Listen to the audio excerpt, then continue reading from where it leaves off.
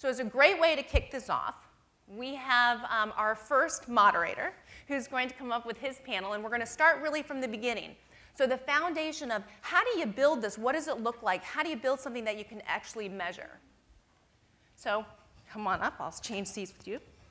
Jean-Louis Roubedi, who's the Senior Vice President of Social Innovation, will bring up his panel and introduce himself, and he'll get us going pretty fast. Absolutely. And I'm standing here, and I feel that the floodgates are about to open. And I think you've all seen the agenda for today. This is an amazing room, and we have an amazing series of panels. And in this first session, calling to the podium, Peter Diamandis, Daniel Lewin, and Richard Hall. So we have about 35 minutes to really start defining what we're talking about here. And you know, today we'll frame really an amazing tapestry of experiences and innovations and programs. But the first thing we want to know is, what are we talking about here? And what's new and different? And we've all been part of many conferences, many events where we've sat in front of presentations that very much looked the same, sounded the same. And I think we want to start teasing out first, what is new here, what is different? And the second thing, and again, we're amongst friends here, we want to know really what's working. What impact are we really having? And what are we learning in the process? And we're all about defining game-changing solutions. We've all read that sentence, and transformative solutions and groundbreaking solutions. Okay, where are they? How do I recognize them when I see them? What's really happening? And how can we do even better?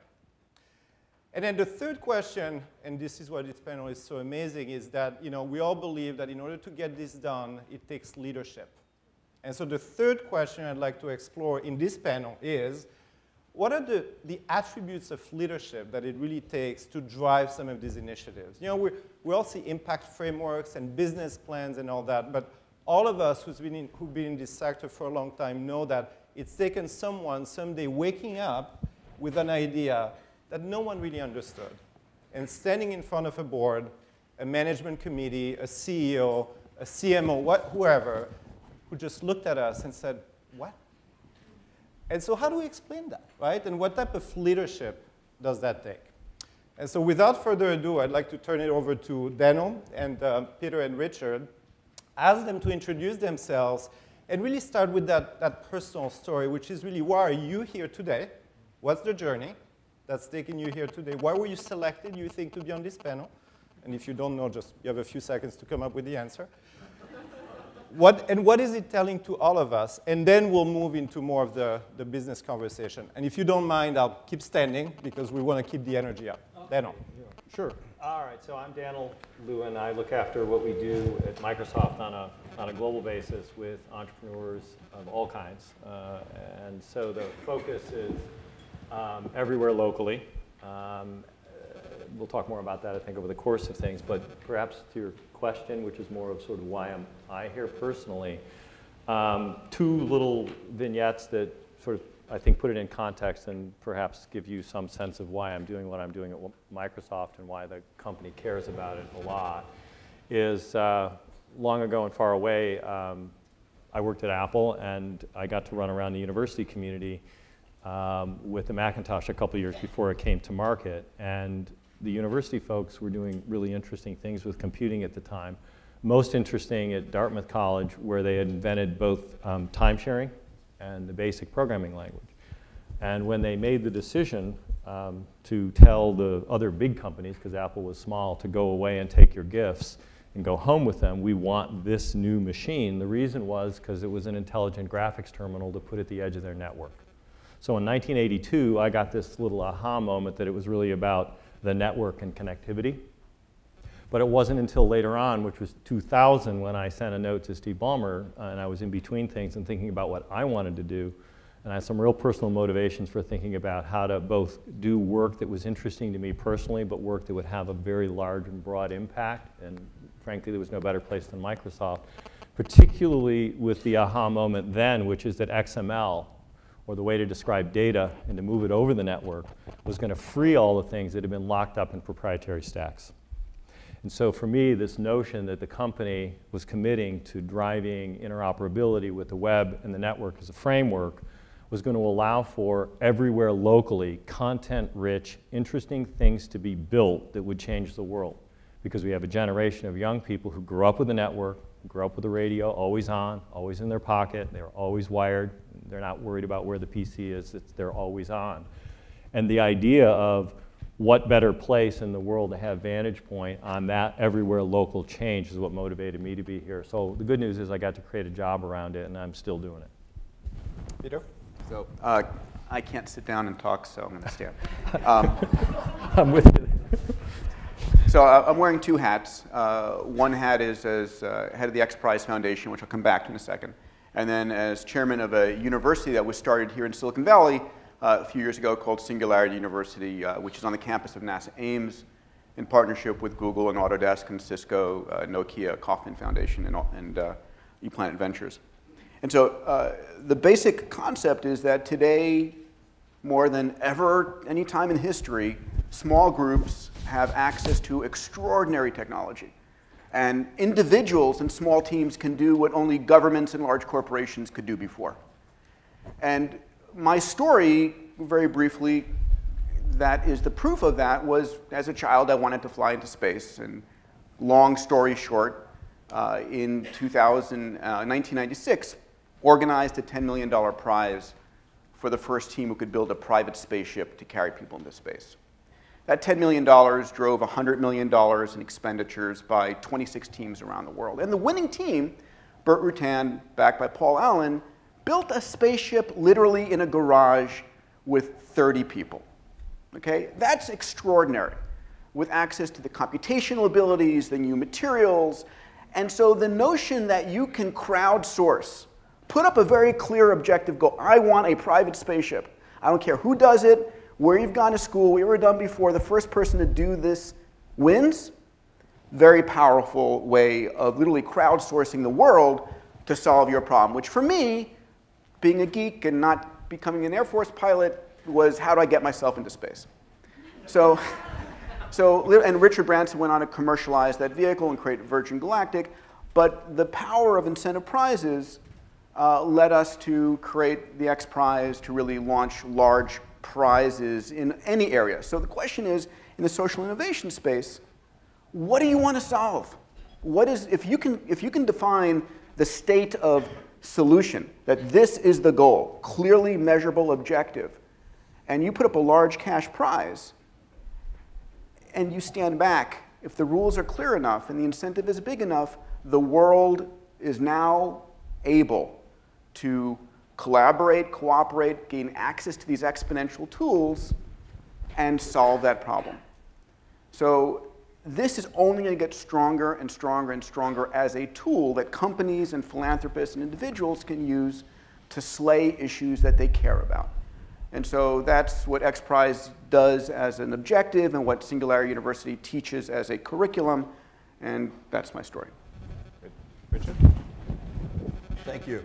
That's a hard act to follow. Stand up. I coordinate Intel's social innovation programs across the company, which, unless you work for a company with 100,000 people and 11 business groups, it's a little more complicated than it may sound. But I coordinate it as a corporate program, and also I manage a set of relationships for Intel, including our set of relationships to the United Nations. And I know the UN is very capably represented here, as well as other global organizations, NGOs. But that is all far less interesting than the real reason I'm here, which is I'd like to tell you something shocking, which is you're here in the heart of Silicon Valley, and you see these logos up here, including my company's logo, but really I can think of only one Silicon Valley company that has actually lasted the equivalent of a human lifetime. That's Hewlett-Packard. Silicon Valley is 100 times more of a graveyard of companies that have died than of companies that have lived on, even 70 or 80 year period. And all of us, including Intel, are subject to continual pressure to innovate or die. Intel won't be here in 10, 15, or 20 years if we don't continue to innovate at the same pace that we're trying to do now. someone asked me, a couple of people asked me, what did you do before you worked for Intel? And I've been at Intel for 20 years, which is half the company's lifetime. We're a 40-year-old company. And I said, well, I worked at Honeywell's large computer products division, mainframe computer division. Well, what are they doing now? I said, well, they don't exist anymore. And then we got into a conversation about, anyone here, Sperry, Wang, Burroughs, Digital Equipment? So a lot of names that in my own career were household names and on television and on my desk in many cases have either vanished completely, gone out of business, or they've morphed into some other thing, sort of like dinosaurs becoming birds, you know. So to survive in this environment, you have to innovate continually, and that means you have to innovate in your core business, which for us means following Moore's law and creating twice as much computing power for the same price every 18 to 24 months. But it also means, and we're learning how to do this, innovating in all of our network of social relationships around the world and helping to drive social innovation. So we're getting out of the clean room and out of the fab and farther out into society and learning from all of you how to do that. That's the real reason I'm here. Thanks. Great, thank you. And as a follow-up question, starting with you, Daniel, again, if you could tease out, then again, what are we talking about and what is different? So why are we, for instance, using this term social innovation when we have so many other words available, right? I mean, we have philanthropy, we have community engagement, we have CSR, we have shared value. So if we were to walk out of this room at the end of the day today and learn from all of us about what are the features of what's happening now that is maybe different than what we did 10, 15 years ago, what would you highlight? And is there a story that you can think of from your own experience with Microsoft that best represents that? Yeah. I look at it as, and I sort of said it in my earlier remarks, that it's really all about the network and the sense that networks do one thing really well, and that is they remove distance, right? And in the dot-com era, everybody thought, or a lot of people, or at least some qualified venture capitalists thought that shipping pet food around in a truck to your house because the internet existed would be a good business. Well, the telephone network did a really good job removing the distance between me and the pet store. And my dog, I don't know about yours, is very brand loyal. Because once he eats what I buy, I never change it. And so the difference between then and now, and I think it's a 10-year window that we're living in right now, and I think it has to do with this notion of content-rich, information-rich, and you see it in Facebook, you see it in Zynga, you see it in the new things, which are about user-based information or the parsing and knowing of information that used to be a static page. First 25 or 30 years of the industry was tied to, again, this is my lens, was content-less. Word processing, spreadsheets, databases, you have to put things into them to make them useful. So this new information and the community of people who grow up in this world have a very different worldview. And so I think it's generational and it's empowered by information technology. And with that, I don't think the genie will ever go back in the bottle. And I think that the new convention for creating social innovation is to the point about the life cycle of the Fortune 500 company. The supra corporations, of which we're one, Microsoft is one, Intel's one, et cetera. How many people have read The Age of Unreason, Charles Handy's book? Small number of hands. Interesting read, simple thesis. Thesis is those before the Age of Unreason, and the Age of Unreason came about with the rise of the machines, automation, computing technology. Before the Age of Unreason, everyone on the planet worked for 100,000 hours, and then they died. 50 years, 2,000 hours a year, you were either 18 or 22, and then you died because you didn't have useful work, and generally speaking, that was life expectancy. If you're reading this book in 1969, Charles Handy made the point that these machines are going to change everything, and we're all going to have more leisure time. The world's going to be a better place. We'll all work 30-hour weeks. It'll be a wonderful world. He said, no, that's probably not going to happen. What's going to happen is the corporations are going to evolve into a shamrock. And a third of the corporations, and I'm a member of 1/3 of that world, will be made up of people who put their 100,000 hours in about 20 or 30 years. And then you won't have to work for money anymore, but you'll be working for other reasons. The other third, 2/3 of the corporation would be tied to, call them the UPSs of the world that take a layer and outsource it, or the Flextronics of the world that build the PC boards that go into everything, or the Foxconn and China's of the world. And then the other third are going to be people working 2 jobs with no health insurance. So this is the world we live in. So more, again, I'm telling a story, but that is the thesis of the book. So I think the super corporations have a responsibility to grow and to do what they do, and it's going to be tied to this coordination of bringing things in locally in their self-interest, and they'll all do it in their own relevant ways. If it's Johnson & Johnson, it's repackaging to distribute product into parts of the world that can't afford a big bottle, if you will. In our world, it's new content-rich software entrepreneurs doing things in the local markets. And so I think there's this enlightened self-interest, which is good, which is I think why many of us are here. And then there's this network that just makes it so transparent for these very bright young people around the world. There is a top of pyramid everywhere in the world of really smart people and money. And I think we're seeing that spread like wildfire. That's just a perspective. Yeah, and what I'm hearing from you is that there are 2 dimensions here. One is new content, right? New solutions, Good new way. products, and then new processes that weren't heard of before. And if you can bring them both together, you have... Good summary. Yep. Peter? So I take a slightly different angle on social innovation, which is the notion, many of you have heard of Clay Shirky's concept of cognitive surplus, that there's a lot of smart people out there in the world. I love Bill Joy's quote when he says, most of the smart people in the world don't work for you. And it's true. There's, we have today 2 billion people connected. By the end of 2020, in 8 years, we're going to go from 2 billion to 5 billion people connected on the planet. 3 billion new minds are coming online.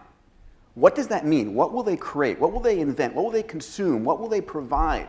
I mean, literally, the human connected mind is more than increasing by a factor. And they're hungry. And they're hungry, and they're creative. And I'm excited. We're going to have an explosive period of time. So the question becomes then, how can you use this cognitive surplus, this expertise, this naivete? Because the day before something is truly a breakthrough, it's a crazy idea. And I define experts as people who can tell you exactly how something can't be done. So I don't want the experts to solve it. I'm looking for the creative, innovative idea that people say it's ridiculous, will never happen, but that's where the breakthrough comes from. So I'll give an example. When we finished the Ansari X Prize for spaceflight, we branched into energy, life sciences, education, global development related prizes. And about 1.5 years ago, Wendy Schmidt, who's a local philanthropist, Eric's wife, and runs the Family Foundation, came to us and said, I'd love to do something on oil cleanup. This was right after the BP oil spill was going on. And so we put up a $1.4 million prize to reinvent how to clean up oil spills on the ocean surface. Because for 20 years since Exxon Valdez, the technology had not changed at all. And long story short, 400 teams around the world registered for this competition. Blew us away. The final top 10 that went head-to-head at a competition in New Jersey were an incredible diversity. And I'll just tell one of the stories, which is one of the teams that made it to the finals.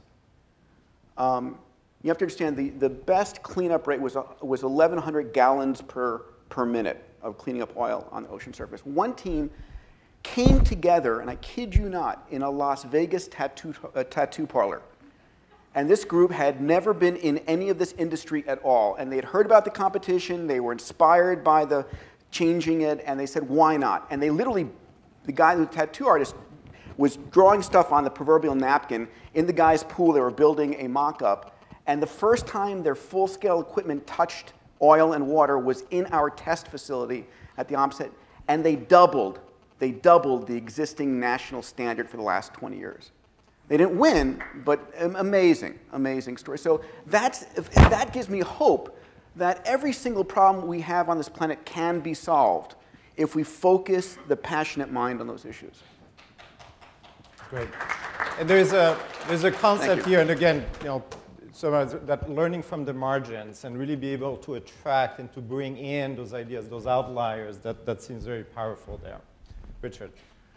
Well, everything we do is driven by a one-line corporate vision, which I'm not going to paraphrase. I'm going to repeat it word for word because I can't really improve on it, which is we want to create and extend computing technology to connect and enrich the lives of every person on Earth by the year 2020. There are different estimates of how many people have been connected and in what way, but we have a long ways to go. It's between 3 and 5 billion, depending on how you measure it. And we really don't know how to accomplish that goal. You often hear said that big corporations now wield power in the world like sovereign nations do. And I thought, well, that's an interesting idea. And I went and did a little research. It took me about 30 minutes. And if you took Intel Corporation and took our annual revenues and compared them to GDP, we're the 47th largest corporation country in the world. We're approximately the size of Costa Rica, which I used this in a presentation. It really resonated because we happen to be the largest employer in Costa Rica. It's a great place to go. So it resonated with the whole audience beautifully. But the world is turning to us at a time when governments are bankrupt and or dysfunctional. NGOs are operating on tremendously constrained budgets right now because of the previous problem. And there's a new level of responsibility that's been placed on us to find solutions to global problems. I was fascinated by the presentation about Charity Water earlier. That was one of the best presentations I've seen all year by anyone about anything. And I have to, but what we do is technology, and I wish there was the way that I could directly relate what our core programs in technology to helping a program like that. I'll save another story for later. I'll have another turn, but I'll bring it down from the theoretical and conceptual down to something very specific. There's an innovation, hopefully a social innovation, that we stumbled across really about 8 months ago that's had a revolutionary impact in several places. But I'll tell you about that later when I get my next turn. Well, maybe your next turn will be now. Because in fact, if we do take it down, and that way I avoid the 1, 2, 3, sure. 1, 2, 3. In terms of the how, because now we've established, I think, that there is something happening that's different, right? The world is more porous, it's more networked, so we can define those boundaries, those organizational silos the way we used to, but the reality of many of our organizations is that we still are structured that way, right? We have hierarchies, and we have P&Ls, and we have all these things. So how do you drive those types of initiatives in a large corporation such as Intel? What are the tools at your disposal? Where do you succeed? Where have you succeeded? And where do you still see some of the hurdles? Well, we come to meetings like this and listen to really smart people and take notes. That's one method. But let me tell you about the innovation that I was just started out. This is getting down to the level of very specific. I put this kind of in a category of shame on me. I wish I had thought of this. I don't know why I didn't, or one of my colleagues. But we have a number of people out in the emerging market world, the 4 billion or so who have really little or no connectivity, don't get on the internet, don't communicate with each other the way that all of us here in this room are used to. We found that there was an economic barrier, basically. They couldn't afford to. And we found out that over 4 years, the cost of a fully functional first world platform, a netbook, a laptop, or a very smartphone, plus the internet connectivity over 3 years in Vietnam, to pick one geography, over 4 years, was about the equivalent of $1,200 US, way beyond the means of an individual or a family in that country. And 3/4 of the cost was the internet connectivity.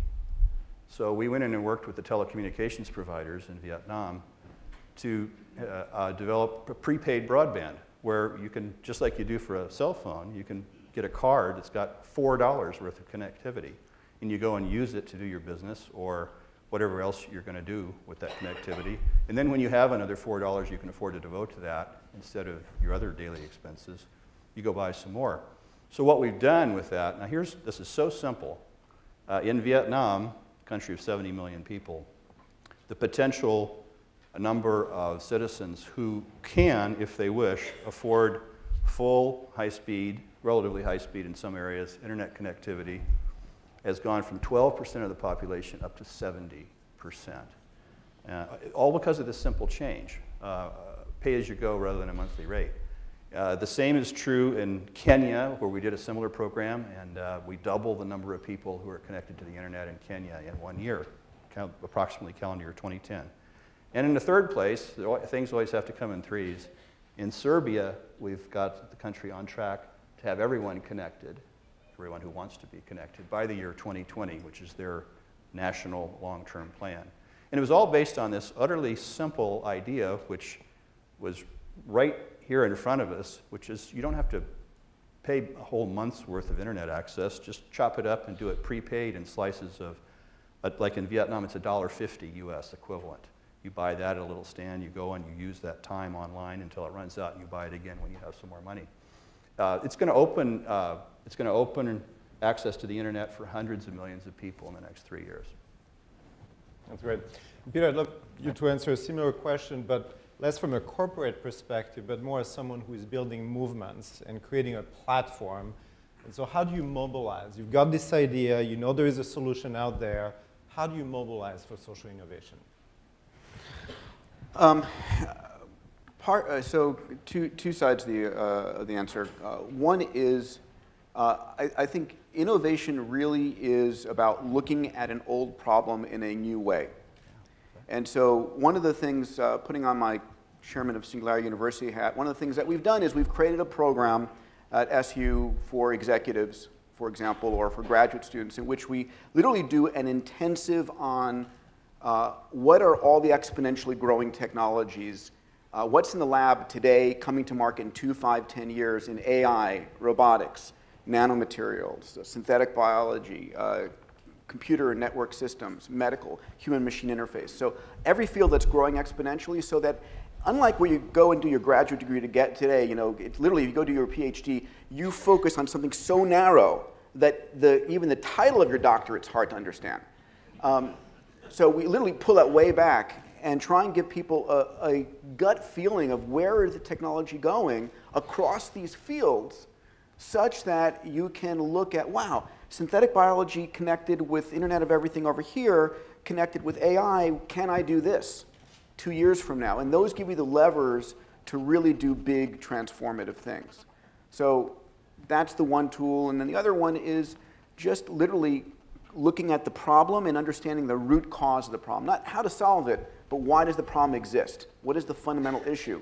And if you can attack that issue through an incentive competition, whatever it is, you can create multiple solutions for it. That's great. And Darren, I'd love to hear from you, given the incredible ecosystem of Microsoft, and that's what you oversee. I mean, you're basically about expanding the boundaries of Microsoft. How does that work in a world that isn't a closed corporation, but isn't a completely open system either? It's a system that is facilitated, managed, where you want to engage developers and others in this process. I think that's Microsoft's very, I think, an interesting example in this regard because of two ends of the spectrum. One is, and I haven't mentioned it, but it's important to this, and it plays to some of the things Peter just said, is Microsoft Research. There are round numbers, and I'll gross it up, but it's less than a 10% gross up. There's about 1,000 PhDs in Microsoft Research. The lion's share, 80 plus, 90% of them are computer scientists. So this is the world's largest computer science department. And we hire people and do not tell them what to do. But the mandate is to further the state of the art in the field that the researcher has his or her doctorate in. And by default, if we hire people in the areas that we think are important for our future, we will have a strong future. Each one of those individuals, as you might imagine, is highly paid, but also has budgets and activities that they now go out to RFP with. So to Peter's point, they go out to the world and say, we have problem spaces that we'd like to collaborate on. We don't own the IP, it's all open stuff.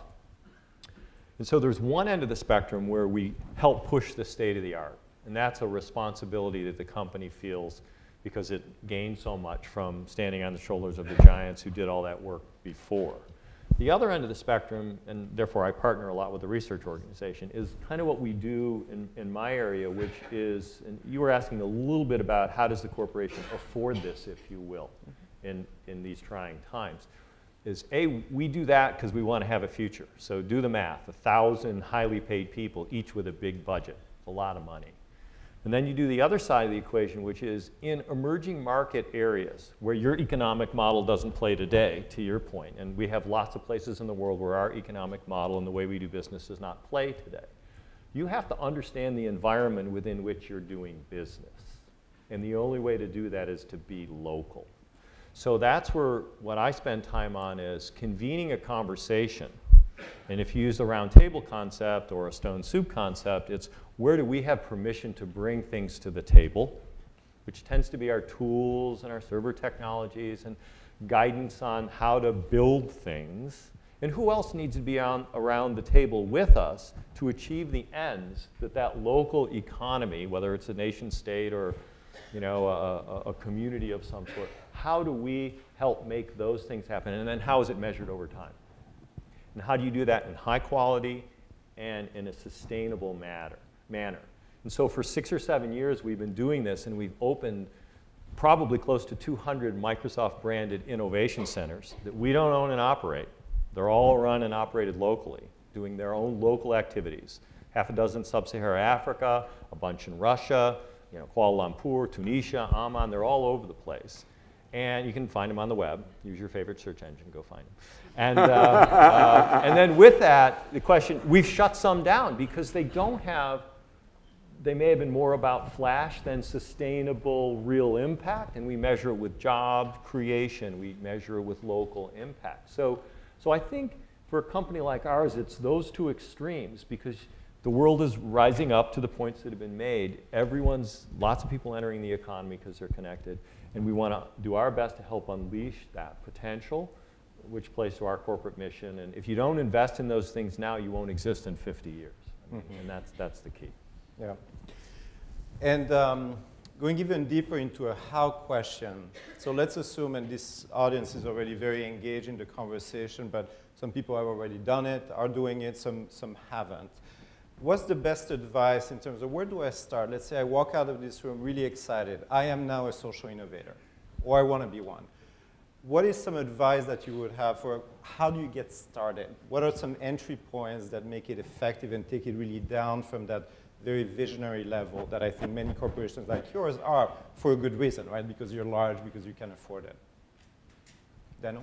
Well, it's that journey that starts with a single step. It's show up. You're here, that's a good thing. Talk to people, build those connections. If there's anything that resonates in a particular area, if it's tuned into something that's local in again sub-Saharan Africa, or if it's in somewhere in the Middle East, wherever it is, if there's something that you're passionate about, if you're not part of a large organization that's thinking about it and you want to tap into that network, we're here for those reasons. Akhtar, the rest of the team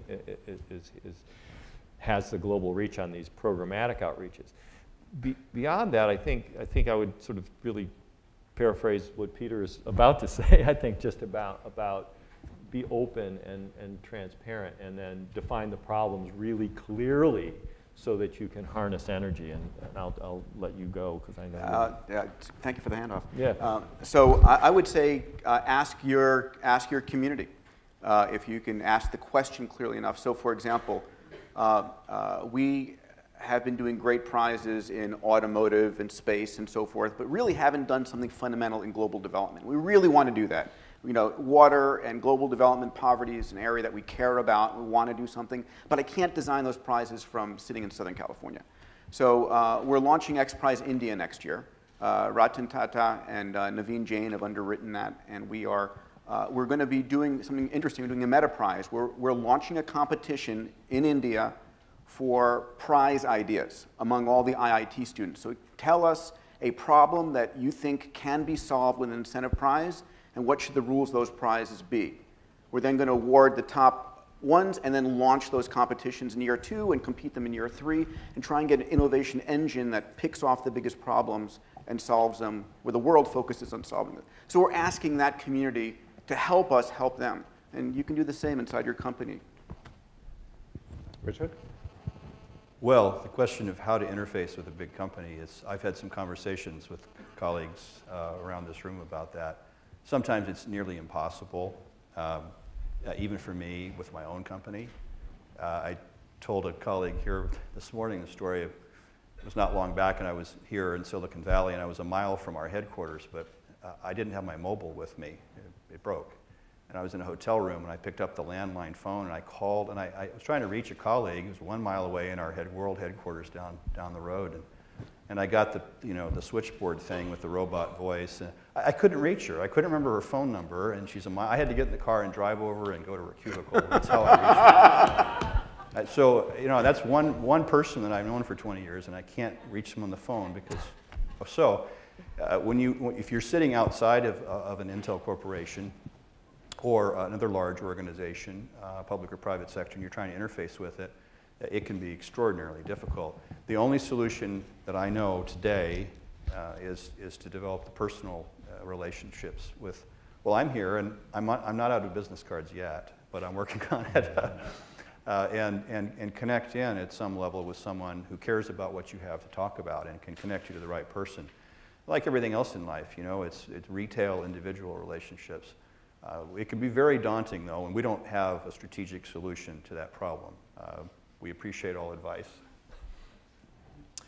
That's great. And I think we're about out of time, so I'll use the moderator's privilege to maybe summarize it a bit, and everybody will have their own takeaways, and I hope many of you are tweeting and getting your favorite quote out of this session. But what I take away is, so first of all, that notion of content, right? I mean, social innovation has to be about something big, whether it's water, whether it's education, some content area that is compelling, that we can and we need to do something about, and we have solutions. And that's where corporations, they have those solutions, but they don't always know how to put them in people's hands. Second is the collaboration piece, the networking piece, the process piece. I heard openness, and openness starting with our own communities, our own people. Ask people what they need, ask people what they want, ask people what their hurdles are. And then the last one is showing up and understanding, being humble in the process, and understanding that it is a journey and that you're going to need a lot of business cards and a lot of conversation and a lot of listening to get to the end of it. So with that, I don't know if any one of you wants to have a final word. I'll take it. Yes, Richard. Yeah, the most remembered words of the co-founder of Intel, the late Robert Noyce, were, don't be encumbered by history, go off and do something wonderful. Thanks. Well, very fitting. Thank you.